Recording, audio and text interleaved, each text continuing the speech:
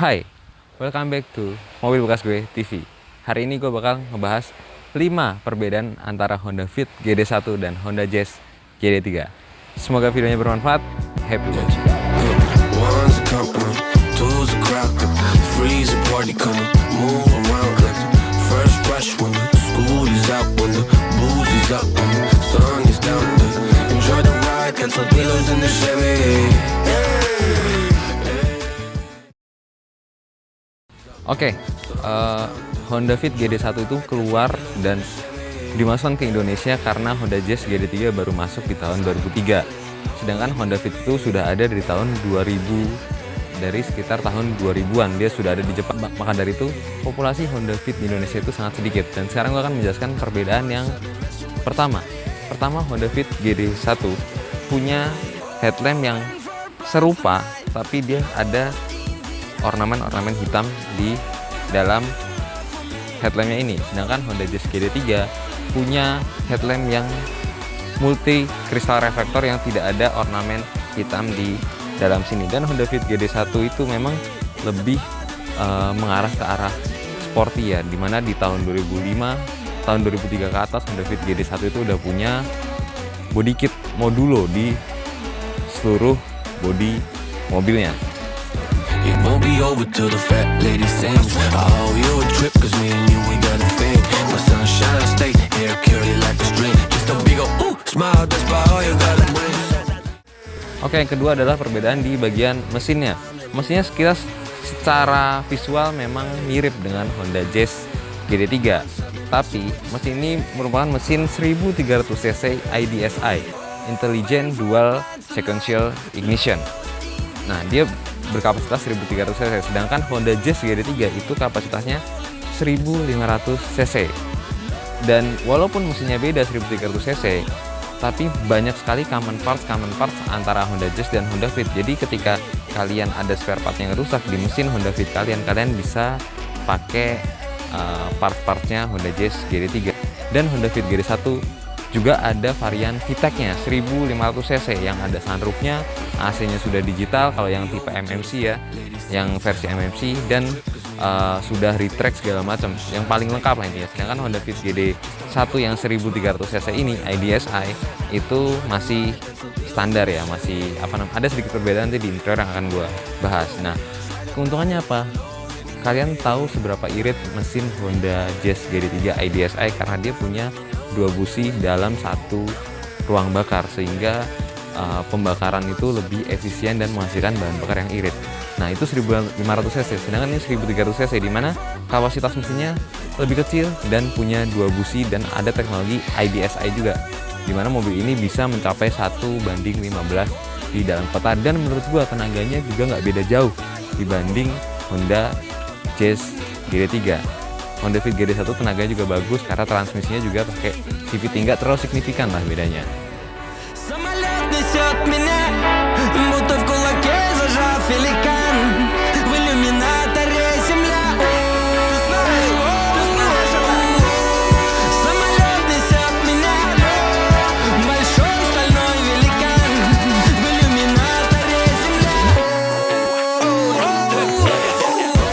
Perbedaan ketiga ada di bagian setirnya, bukan model setirnya, tapi Honda Jazz GD3 yang IDSI maupun yang VTEC, kalau dia bertransmisi Matic CVT, dia sudah ada triptoniknya.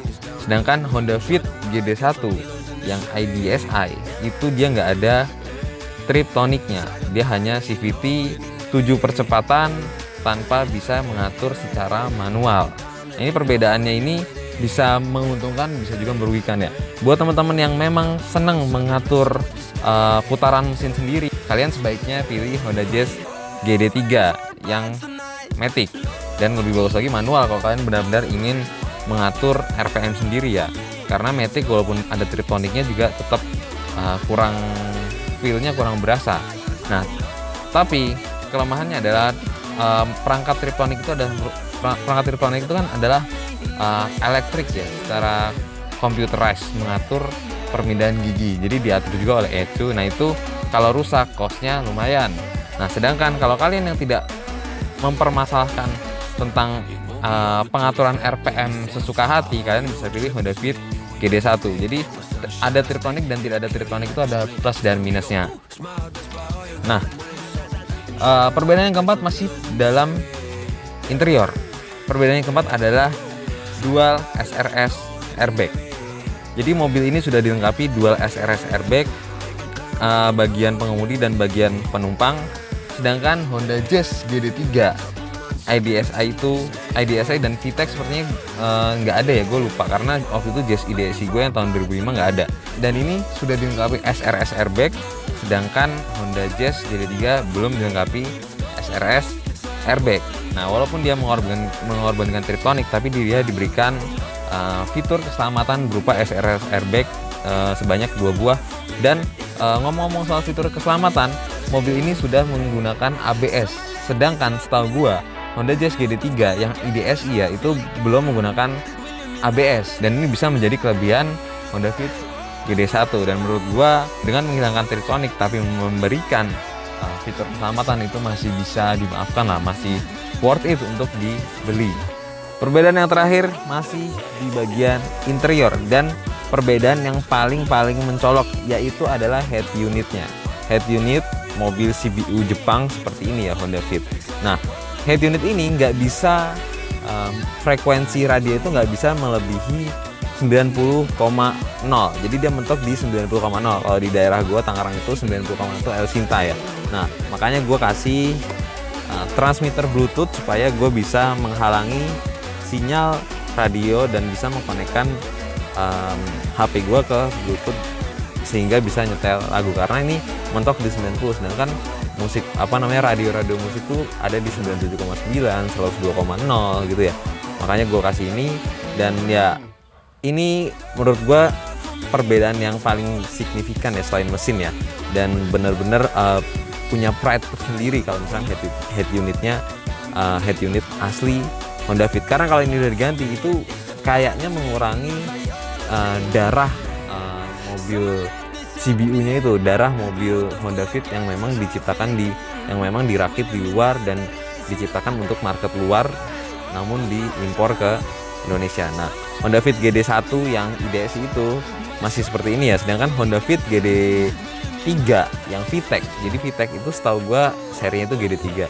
Dia punya head unit yang agak berbeda, sama menonjol seperti ini juga, dan dia sudah punya AC digital untuk yang versi MMC-nya. Dia udah ada AC digitalnya. Kalian bisa searching di YouTube lah, banyak tuh yang punya Honda Fit GD3 VTEC yang ada AC digital, terus head unitnya juga beda, dan dia juga ada sunroofnya.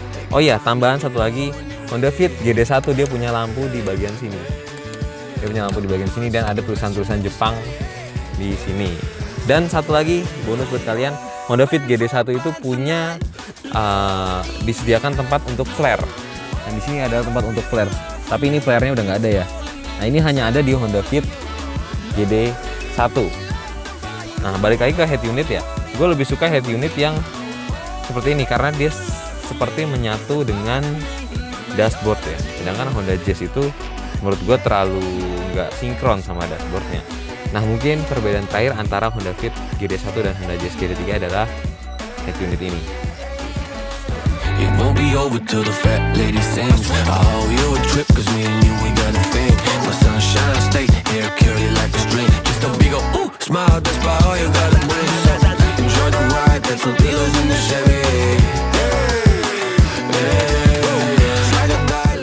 Nah, bonus buat kalian semua, ada beberapa perbedaan lagi di belakang antara Honda Fit dan Honda Jazz ya. Honda Fit punya emblem ini nih, Honda Genuine Parts, terus ada tulisan-tulisan Jepangnya, gue juga nggak ngerti artinya apa. Nah, ini ada emblem ini asli original dari Jepang, dan di situ ada tulisan Honda Fit. Nah, katanya ini suka dicolongin, gue nggak tahu nih kenapa ini suka dicolongin. Karena ini masih ada. Nah, overall untuk perbedaan lainnya masih nggak ada bedanya ya. Dan sini ada tulisan Jepang, ini gue nggak tahu artinya apa. Ini nggak tahu bawaan atau emang ditempel sama orangnya. Tapi yang jelas ini sih yang bikin pride tersendiri. Kalau orang ngerti pasti wih gila Honda Fit nih, karena unitnya di Indonesia itu udah sangat jarang dan dengan kondisi yang sangat bagus. Jadi mobil ini kondisinya kilometernya 106.000 ya, masih rendah banget, rasanya masih kayak mobil baru. dengan kondisi yang sangat bagus itu udah jarang. Jordan ride, pencil dealers in the Chevy. Nah, perbedaan selanjutnya ada di bagian ban, ada di bagian velgnya ya. Jadi velg Honda Fit GD1 itu aslinya kaleng dengan dop, tapi ini udah diganti velg original Honda Jazz ring 14. Nah, aslinya itu dia kaleng, makanya di sini di ban serepnya itu dia pakai velg kaleng. Nah, sisanya sebenarnya sama aja ya. Sisanya sebenarnya sama aja. Mungkin itu aja sedikit perbedaan antara Honda Fit dan Honda Jazz. Oke, mungkin segitu aja video gue tentang 5 perbedaan antara Honda Fit GD1 dan Honda Jazz GD3. Semoga video ini bermanfaat buat teman-teman semua. Kalau kalian suka video ini jangan lupa tekan tombol like. Kalau nggak suka jangan di dislike. Dan gue doakan semoga teman-teman semua diberikan kelancaran rezeki dan kesehatan supaya bisa merawat mobil kalian, atau yang belum punya mobil supaya bisa membeli mobil yang kalian impikan. Gue pamit undur diri. Shining.